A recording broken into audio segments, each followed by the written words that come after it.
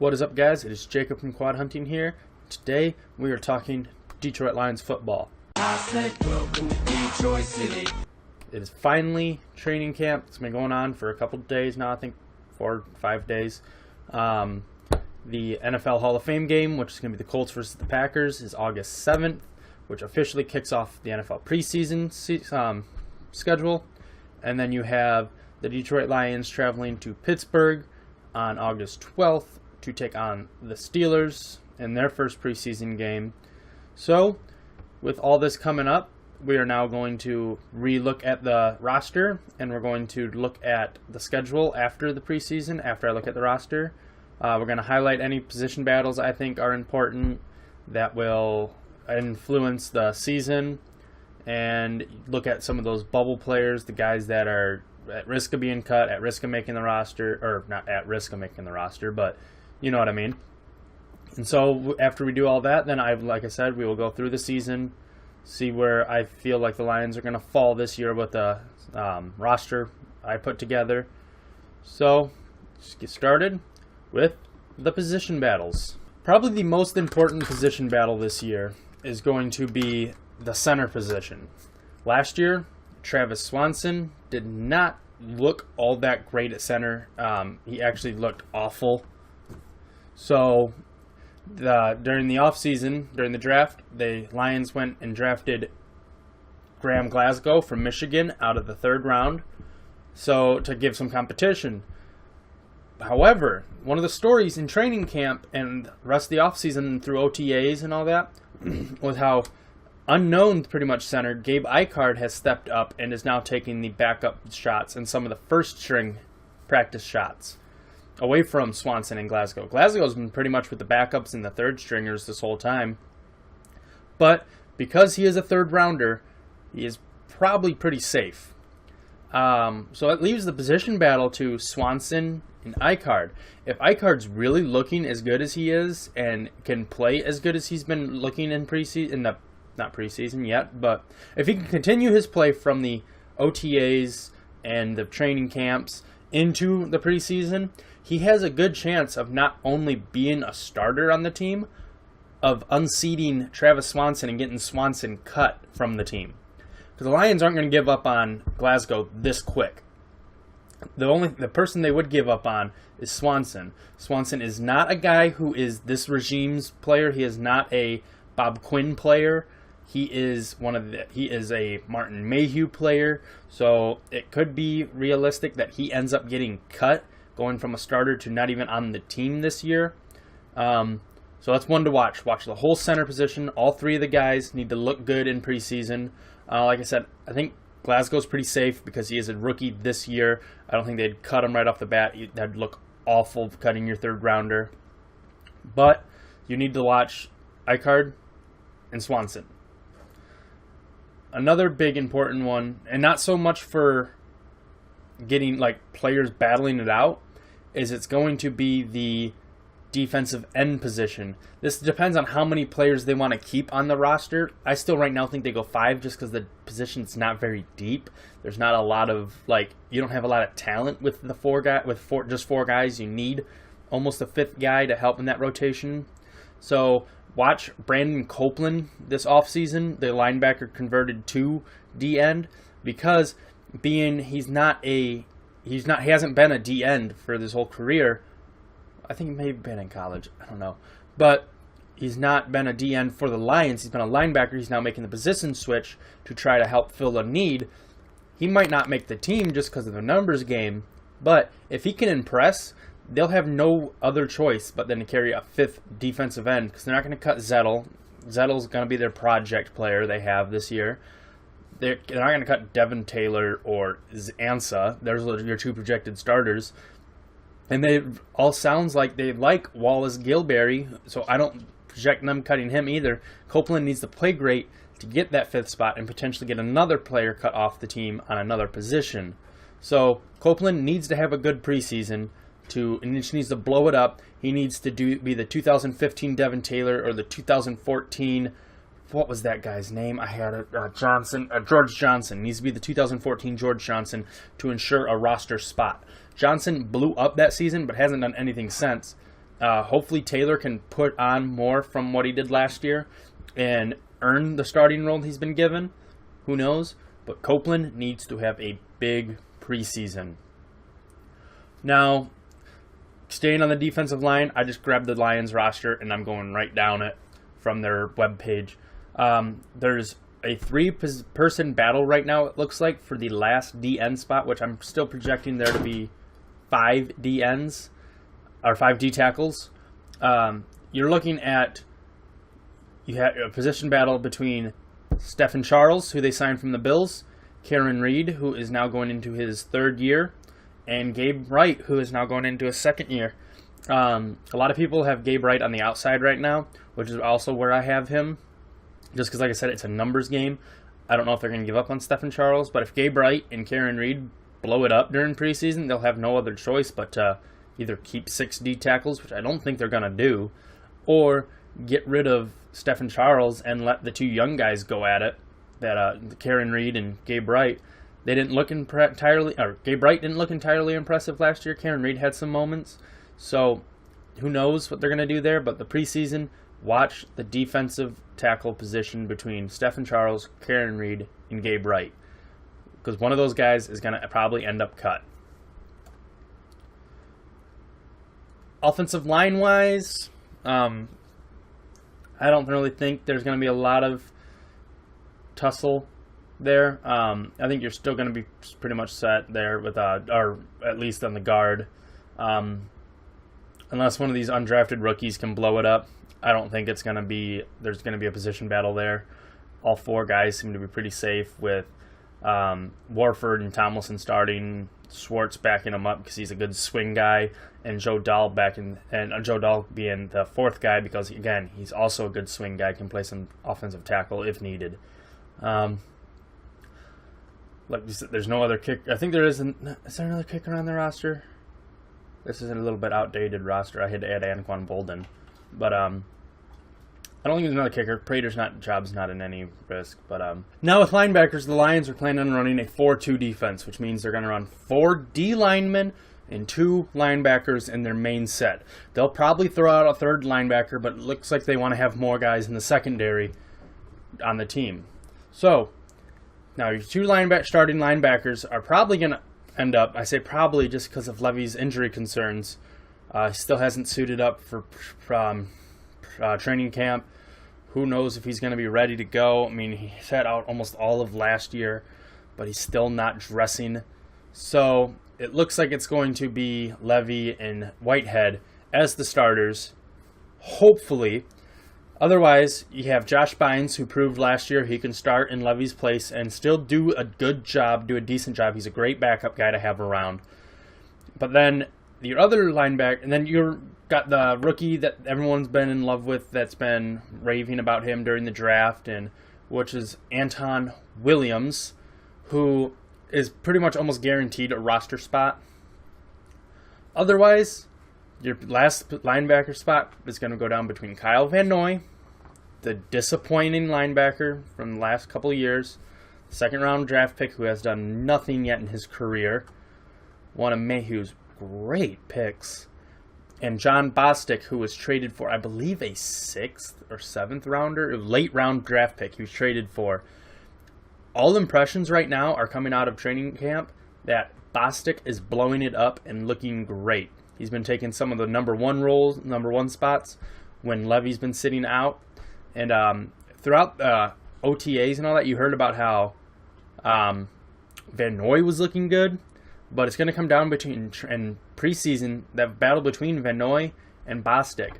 Right now, it's looking like Bostic's got a lead on that position as he's working with the starting linebackers. So, who knows? It's going to come down between those 2, so watch them. This position battle is actually, I take back what I said about the centers. This one is going to have the fans talking the most. And it is going to be between longtime Lion Don Mulback and 6th-round draft pick Jimmy Landis. Why draft a long snapper? Number 1, I still don't understand it, especially now with stories coming out of training camp that Molback is light years ahead of Landis. Landis is just not getting it down. Now, I know you got to get comfortable with the guy you're snapping the ball to. On the punts, it sounds like Landis looks great. The snaps are great. Looks good. But then when he gets down to do the field goal snaps, he can't get to Martin. He's snapping it too high or stuff like that. So it looks like Molback has got a head on this position, which almost isn't good because you just wasted a 6th-round draft pick on a long snapper when you had other needs that were there that you could have filled. So the only thing Landis right now has on Molback coming out of rumors and stories out of training camp from the reporters is that he looks better on the coverage team, meaning he can get down the field after he snaps the ball because he's 23 years old. Molback is 34 years old. So yeah, Landis needs to prove a lot during preseason to prove to everyone, Lions fans, the front office, that it was good decision to draft him in the 6th round. Otherwise, right now, it's looking like a wasted pick if Molback wins this job. Watch those two. I keep saying watch those two. We are at another bubble situation. Earlier in one of my other videos I did going through the Lions roster, I said that they were probably going to cut Dan Orlovsky and keep Jake Rudock if it came down to the numbers game. I don't believe that anymore. Stories out of training camp are Rudock is so far behind. His arm strength is less than what was advertised, and everyone knew his arm strength wasn't that good, but it's sounding even worse now. And Dan Orlovsky has got a leg up on him by being a Jim Caldwell guy. He's been in the offense the last couple of years. He knows the offense. Rudock's got to come in and learn an offense. So right now, it's sounding like if it comes down to it, Rudock will be the one to get the cut and end up hopefully clearing waivers and ending up on the practice squad. So watch Rudock. Any chance he has at making the team is going to be through a good preseason, because right now it sounds like he's not going to make the team through reports in training camp. Another offensive position, running back. Now, it doesn't know. What the hell was that? Right now, you have 2 running backs who are completely safe. That is Amir Abdullah and Theo Riddick. Amir Abdullah this year is looking to be the number 1 back. Finally, with Joyke Bell being cut, it looks like they're putting all their efforts into making Abdullah a number 1 running back, the bell cow, with Riddick getting those backfield catches that he was so good at last year and just killing linebackers in the open field, which Riddick is great at. A lot of people want to see Riddick get the ball more in carries. I really don't care as long as he's being productive in the passing game. That's fine with me. But that being said, we need more running backs. There are 2 positions open, and right now it sounds like a 3-person battle. You have Stephen Ridley, who we signed during the offseason, who looked great with the Patriots. He walked away from the Patriots, I believe, signed with another team. I want to say the Jets? Can't remember. There were 2 New England running backs who played for the Patriots, then left. And Ridley was one of them. But he looked great with the Patriots. He hasn't looked great since. Injuries and all that have come up. And there's questions about him making the team now. With George Wynn looking great throughout preseason and preseason. It's not even preseason yet. Why am I saying that? Throughout the offseason, George Wynn has been looking good. And so it's going to be a position battle between Ridley, Wynn, and fan favorite Zach Zenner. I am not that high on Zach Zenner. I don't understand why people are so crazy about him. He hasn't shown much as a Lion. He looked good in preseason against number 2s and 3s, which hopefully you look good against 2s and 3s. He didn't get very much time to shine in the Lions offense before he got hurt, so I don't understand why fans think he is the end-all, be-all of running backs for this team. It's going to be a 3-way battle between those 2, and right now it looks like Wynn and Ridley are pulling ahead, and Zenner might be left in the dust, which, okay, I don't have any feelings about. I don't understand why fans love Zenner so much. Go to safety, another defensive backfield position. And right now, the only starting guarantee is Glover Quinn. Who starts opposite of him is down to it's a wide open competition between Tavon Wilson and it sounds like Raphael Bush right now. Sounds like Miles Kilbrew is a little behind. So Tavon Wilson also has the advantage of being able to play both safety positions, whereas Miles Kilbrew and Raphael Bush look just pure strong safeties. And also you got to look at Don Carey, longtime guy, not very great at safety, but he is a okay special teamer. They might keep him around, but with the signing of the cornerback Johnson Balamosi, something like that. I know I'm going to butcher that last name. I'm going to be surprised if commentators aren't butchering that name when he's making tackles. But with his signing, I don't know if they keep Don Carey, seeing as he's a subpar special teamer as it is. He's been around for a while, though, so who knows. Otherwise, Miles Kilbrew sounds like he's kind of behind. Isaiah Johnson is apparently looking pretty good, but it's going to come down to who's the better one to play at strong safety between Wilson and Bush, and hopefully Kilbrew makes some improvements. They're not going to cut him. There's one of their project guys. I don't want to make it sound like I'm saying they're cutting him, but Isaiah Johnson and Don Carey need to have great preseasons to make a roster spot, and even if great preseasons might not guarantee them a roster spot. But still, watch that battle. That strong safety position is wide open. Anyone could grab it almost at this point, so watch it. We get to offensive tackle with we know our starters. It's going to be some form of Taylor Decker sounding like he's going to be on the left side and Riley Reef sounding like he's going to be on the right side. All reports out of training camp is Reef is killing it on the right side. Maybe fans have been right all this time about moving a average left tackle to the right side and he'll blow it up. But it all sounds like he's taking the move well and just wants to beat the crap out of people and just assert his dominance on people. So all reports are the move's going great. Decker will probably be an average left tackle, and it won't be too long before their fans are calling for him to be starting on the right side, which he's been mocked. And throughout the draft process, people were calling him a right tackle. They weren't calling him a left tackle, but the Lions are going to try him at right tackle, see what they got. It is Reef's last year, so that's probably a big reason. See what you got in Decker at left tackle before you're like, all right, let's move on. See what Reef can do at right tackle before you give up on him as a average left tackle. I think an average left tackle is actually decent to have. I know fans are all over about getting a great left tackle. We did it with Backus. Now we're doing it with Reef when they're two serviceable guys. But at least this regime is moving people around, seeing where they can fit at better. Anyways, the position battle is going to come down between Corey Robinson and Cornelius Lucas. I'm keeping Michael Ola out of it because it's sounding like he is wanting still to try to prove he can be a starting right tackle.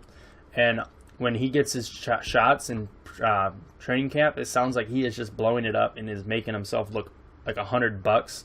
So it's going to come down to between Cornelius Lucas and Corey Robinson on who's going to be the fourth tackle and primarily the backup left tackle. I really have no feeling either way. They're both giants. Lucas at 6'9", 328, and Robinson at 6'7", 316. So they're both giants, but it'd probably go to Lucas. I don't know. Probably I'd go to guys with size. Hopefully you can train it up. I don't know. Yeah. So tight end is also another position battle. You have Brandon Pettigrew. Who knows if he's going to be healthy? Right now, your only tight end that's guaranteed to make the roster is Eric Ebron. Pettigrew might start an injured reserve and be moved off of that after week 9. I think they're allowed to. If he's not ready to go, sounds like he's looking. I don't even know if he's been practicing. I don't think he has been. I think he's been on the PUP list or the NFI. Can't remember what that stands for, but on the injured designation list. But it's going to come down between Cole Wick and Matthew Mulligan. Mulligan is the more of a straight-up blocker. He is a Brandon Pettigrew. He's not going to be a guy that's going to get a ton of catches. Whereas Cole Wick has the ability to go down the field and look good, apparently, and get the catches. But right now, your tight end battle is coming down between two blockers and a undrafted rookie who's looked pretty good. So who knows the tight end? Right now, we got Eric Ebron, and that's pretty much it. Everyone else is injured or a blocker or an undrafted free agent. Wide receiver is a huge battle. Looks like right now, with Anquan Boldin being signed, they've shored up the number 3. He's looked great throughout training camp, which is kind of surprising, seeing as he was only signed last week. But your starters right now are looking to be Golden Tate, Marvin Jones, and Anquan Boldin. Those 3 guys right now are your starters. Your starting 3 wide receivers. And after that, it's all open. Their battle is going between Jace Billingsley, whose reports are he's not looking that great in training camp. If you're a Lions fan and you are not following Pride of Detroit on SB Nation, you're doing yourself a disservice. You need to go over there right now. Check it out. I'll put links maybe in the video and in the description below. So you need to check them out. They are a awesome not even an organization. It's fans writing about the Lions. And sometimes fan perspective is the best, especially with Lions fans.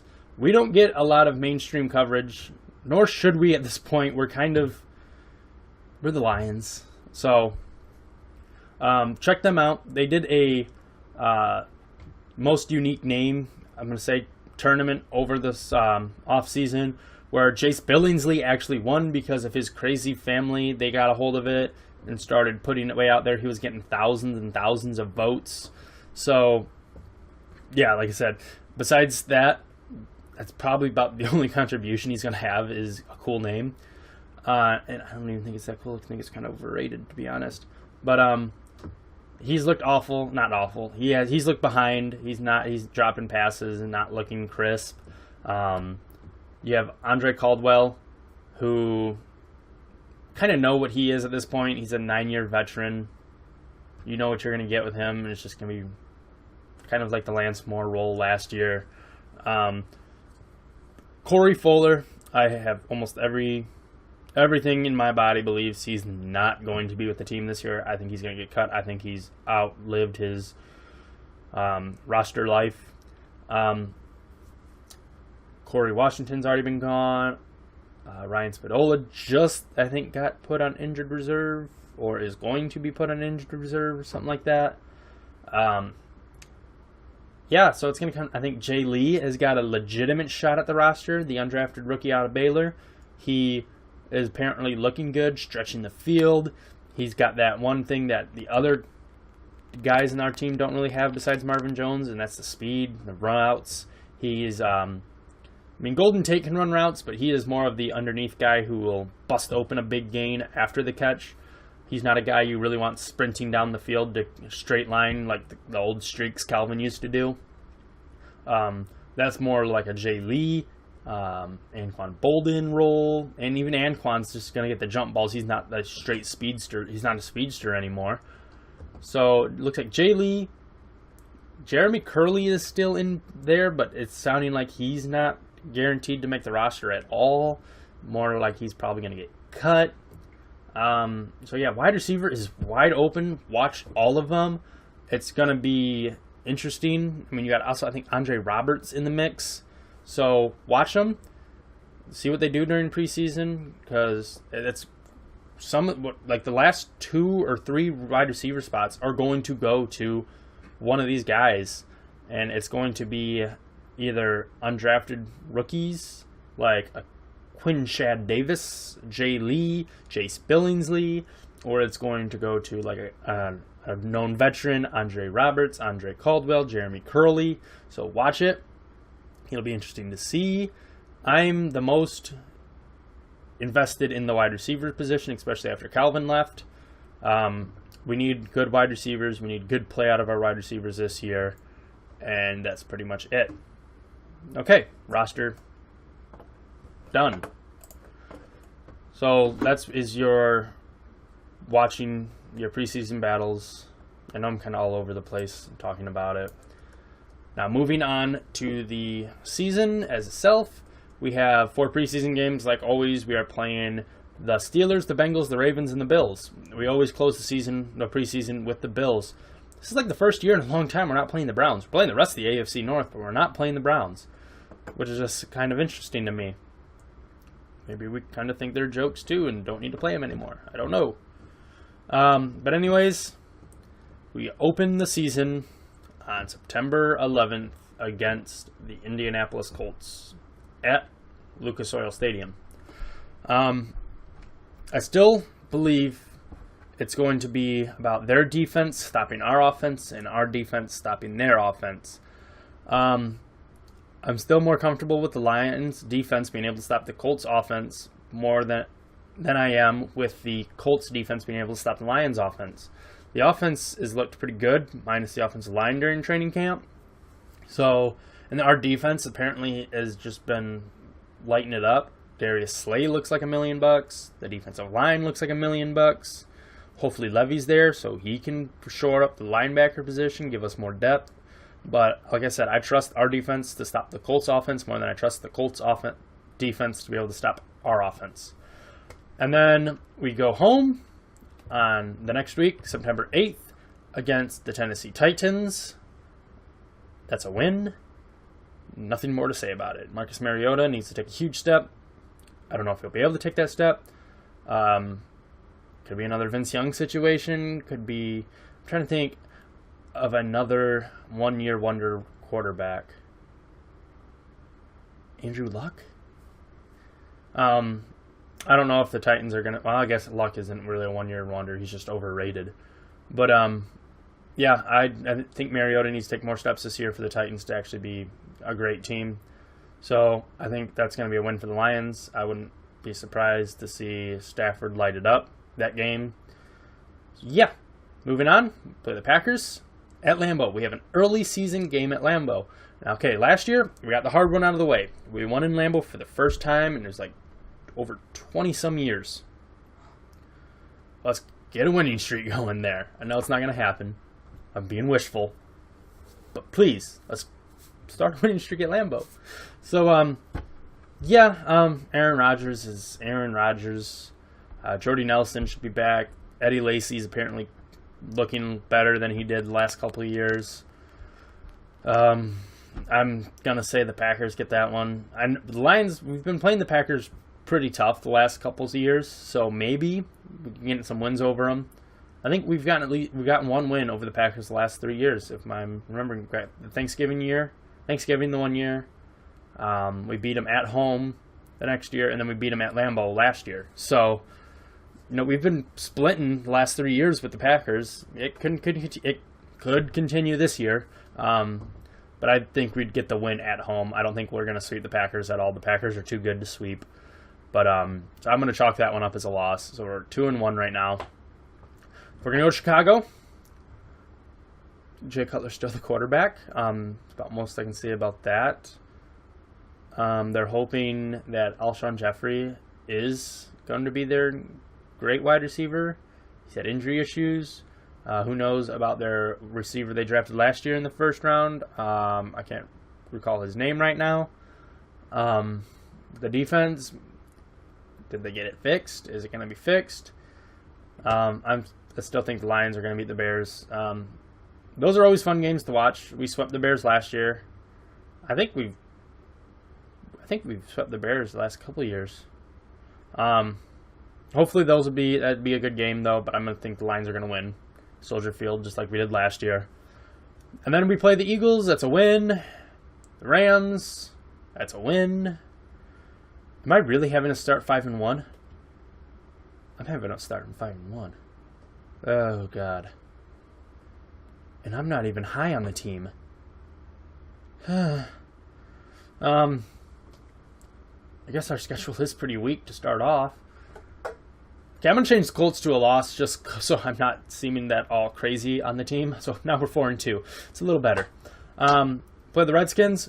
At home, we have 3 straight home games with the Eagles, the Rams, and the Redskins. So that's pretty awesome right off in the middle, weeks 5 through 7. It's a nice little break. Hopefully, we can roll off 3 straight wins. Actually, 4 straight wins if we beat the Bears in Soldier Field. But we'll be able to find out this year if Kirk Cousins is actually the real deal. As of right now, we have nothing to say he's not, so I'm going to have the Redskins beating us at home, which is a little rough, but 4-3 now. Then we're going to play the Texans. We're going to go to the Texans. Is Brock Osweiler really the answer? DeAndre Hopkins is great. J.J. Watt is great. Is Brock Osweiler going to be able to get the ball to DeAndre Hopkins? Is he really that great for that contract he signed this offseason? Again, their defense stopping our offense. Our defense stopping their offense. I think their defense is going to do a good job against us, but I also think our defense is going to do a good job. I think it's going to be a low-scoring defensive game that I'm going to have the Texans win. I mean, it's just going to be one of those games who has the ball last, and probably the Texans are going to have the ball last, and the Lions are going to do something stupid at the very end of the game, give the game away. We're prone to do that at least a couple times a year. I think that's going to be one of those games. So now we're 4-4. Okay, I'm not so crazy anymore. And then we're going to Minnesota in their brand new stadium, and we're going to lose. Adrian Peterson, unless Father Time hits him really hard, is just going to go Adrian Peterson. Even though we've done a decent job last couple times, he's gotten off a couple big runs, but for the most part, we've been able to keep him contained. Most of his other runs, Teddy Bridgewater probably takes a step. Their receiving core, I actually like their receiving core. Yeah, I think it's going to be a loss. We're going to lose in their brand new stadium, our first time ever being in it.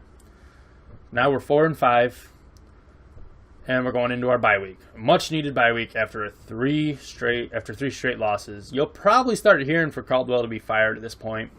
Hopefully, I don't fire him during the season. I don't like firing a coach during the season. It accomplishes nothing except make your fan base go, great. Now we have no shot. I mean, 4-5, there's still a shot at the playoffs, as unlikely as it would be. Keep Caldwell. Keep him throughout the season. If the team's bad, get rid of him at the end of the season. Don't fire him in the middle of the season and have an interim head coach. Just don't do that. Yeah, so come out of our bye week, week 11, against the Jaguars, who are my dark horse team. I like their team. I like their quarterback. I love their receivers. Their running backs look good. I'm going to say the Jaguars beat us. It's going to be a very offensive game, I think, between them. Maybe our defense can get a couple stops where we need to, but I think the Jaguars are going to light up our defense. We're going to light up their defense, and again, it's going to come down to who has the ball last, and it's going to be the Jaguars probably. So, I mean, that game could go either way, just like the Texans game could go either way, and the Colts game could go either way. But I'm going to have the Jaguars beat us, make it look a little more pessimistic about the season. I'm usually optimistic. When I first ran through this schedule when it came out, I had us at 11-5. So looking a little more realistic now at 4-6. Then we go play the Vikings at home again. We played the Jaguars at home. Now we're playing the Vikings at home. I'm gonna believe we beat the Vikings this time. Hopefully. I think we can do a better job holding Peterson, and we're going to play the Vikings the second time in 4 weeks. So I'm going to say the Vikings lose to the Lions, make us 5-6. Then we're going to New Orleans. Drew Brees says he's going to be elite still for the next 5 years. Going to play well into his 40s. I love Drew Brees. I hope he can. It'd be nice to see someone keep playing when they want to keep playing. But it's just not been very good for quarterbacks that are over 40 to keep playing. Brett Favre, I think, got 1 year over 40, and then he started, after that season, he just started just straight downhill. So, I think Drew Brees will still be elite this year, though, and we will probably lose to the Saints in the Superdome. to make us 5-7, and now the fans will be crying for Caldwell's head. Again, don't fire Caldwell until after the season. Let's just let him finish out the season. It's okay. Because the next game is against the Bears. And we're going to beat them at home. So, yay! Now we're 6-7. After the Bears, we have the Giants. We're going to MetLife Stadium. Yeah, I don't think the Giants are that great. I think a lot of Giants fans want to think they're going to run into the postseason because the NFC East has never had the same winner 2 years in a row. Sorry, Giants, you're not that great. So we're going to beat the Giants. Make us 7-7. Now we're 500, but fans will still be calling for Caldwell's head. But then, because then we're gonna play is that a Monday night? It's the day after Thanksgiving or Christmas. I don't know if it's a Monday night game or not, but it is an ESPN late night game, so it's got to be a Monday night. It has to be, I think, because ESPN only does the Monday night games. Correct me if I'm wrong. But it looks like a Monday night game against the Cowboys. Lions always play the Cowboys great. Those games are some of the most entertaining. I mean, besides the playoffs that one year when the refs picked up the damn flag when it was a pass interference. Shut up, Cowboys fans. You're no good. Yeah, Lions are going to beat the Cowboys. What's going to happen. 8-7, and then we play the Packers at home. Like I said, the Packers win at Lambeau. I think we win now. Plus, it's the last game of the season. The Lions want to be playing for Caldwell's job. So I think we'll win that game, and we'll be 9-7. Probably miss out on the wild card because we got to jump either the Vikings or the Packers, and I don't think we're going to jump either team. We'll miss out on the playoffs. Caldwell will be on the hot seat. I don't know if he'll get fired or not. So, yep, 9-7. Went through the roster, bubble spots, position battles. Went through the schedule. I know I'm all over the place. I got to edit this video hard. But yeah, like I said, check out Pride of Detroit. They're a great place on the internet for Lions fans to talk. And go ahead. We have a lot of... I'm not a part of it. I'm just plugging them. I like the place. If you're a Lions fan, you'll probably like the place. I mean, even if you're one of those negative Lions fans, there's plenty of them there too. You'll get along great. There's people there that hate Stafford. There's people there that love Stafford. People that like Ebron, hate Ebron. I mean, they're all over the place. So check it out. It's one of the best places for Lions fans to talk on the internet. So yeah, and if you're a fan if you're any kind of sports fan, if you're a football, basketball, baseball, college football, college basketball, WWE, MMA, NASCAR, check out SB Nation. They have pages just for the teams that you follow. I followed the Detroit Bad Boys, which is the Detroit Pistons page. I follow Maize and Brew, which is the U of M page. Check out Pride of Detroit, Lions. Cage Side Seats is primarily WWE. They do a little bit of MMA when it's actually relevant to WWE. But check it out. SB Nation is one of the best places to engage with other fans of the teams you like. Check them out. I'll leave links if you guys want them underneath. I don't care if you want them. They're going to be underneath and they're going to be in the video. So check them out. They're an awesome group, awesome communities. So yeah, went through all that, plugged them. But yeah, so like this video, share it, subscribe to the channel, all that other normal YouTube whoring out you have to do. I'm going to do these videos more throughout the preseason that goes on. So, you know, almost do like stocks, who's rising, who's falling, that kind of stuff. So subscribe to it if you want to check that out. And I'm going to start doing recaps of the games once the games are going on. So there's going to be a lot of Lions news coming up on this. So if you like Lions news, check it out. Subscribe to the channel. And I will see you guys all next time. Bye.